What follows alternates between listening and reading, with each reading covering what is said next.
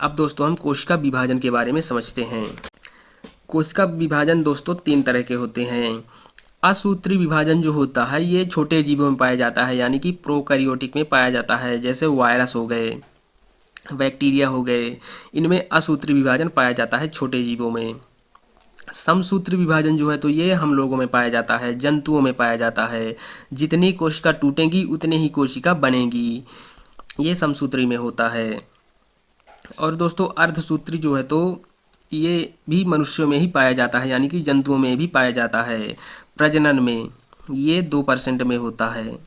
और समसूत्री विभाजन जो है तो ये 98% में होता है।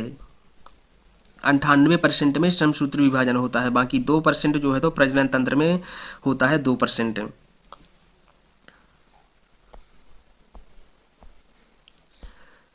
तो दोस्तों हम यहाँ पर इसके बारे में समझते हैं, अर्धसूत्री विभाजन के बारे में समझते हैं।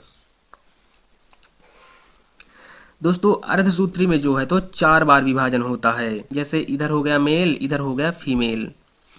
मेल में 46 गुणसूत्र पाए जाते हैं और फीमेल में भी 46 गुणसूत्र पाए जाते हैं। इनमें दोस्तों 44 जो है तो ये होते हैं, प्लस 2 जो होते हैं एक्स वाई के रूप में, ये लिंग का निर्धारण करते हैं। तो जो ये 44 होते हैं इनको ऑटोसोम बोला जाता है, इसको जो है तो ऑटोसोम बोला जाता है।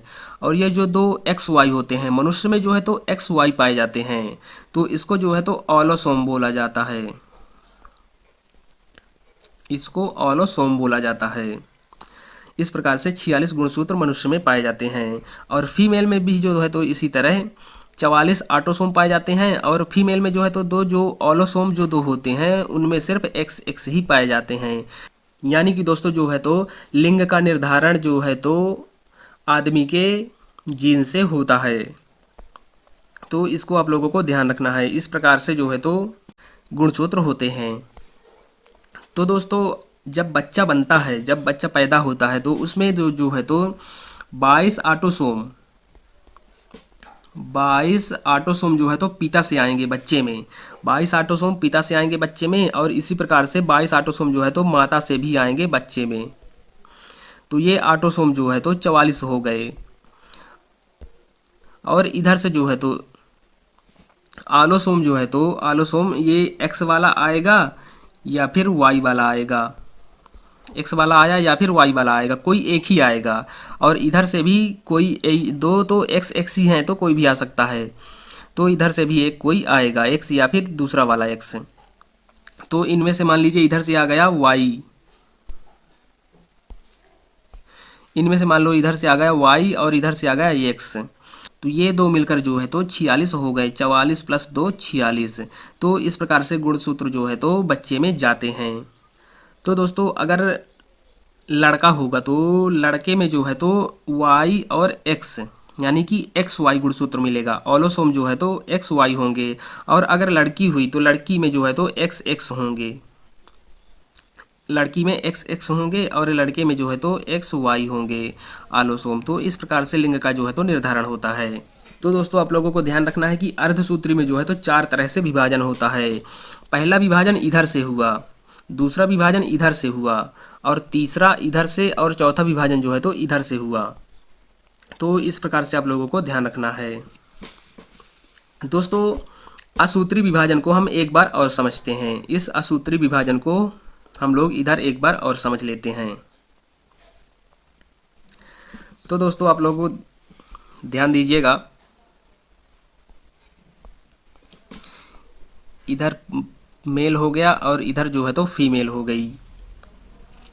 इसमें 46 गुणसूत्र होते हैं और इसमें भी जो है तो 46 गुणसूत्र होते हैं। इसमें 44 जो है तो ऑटोसोम पाए जाते हैं, प्लस 2 जो है तो एक्स वाई के रूप में आलोसोम पाए जाते हैं। सेम टू सेम फीमेल भी होता है।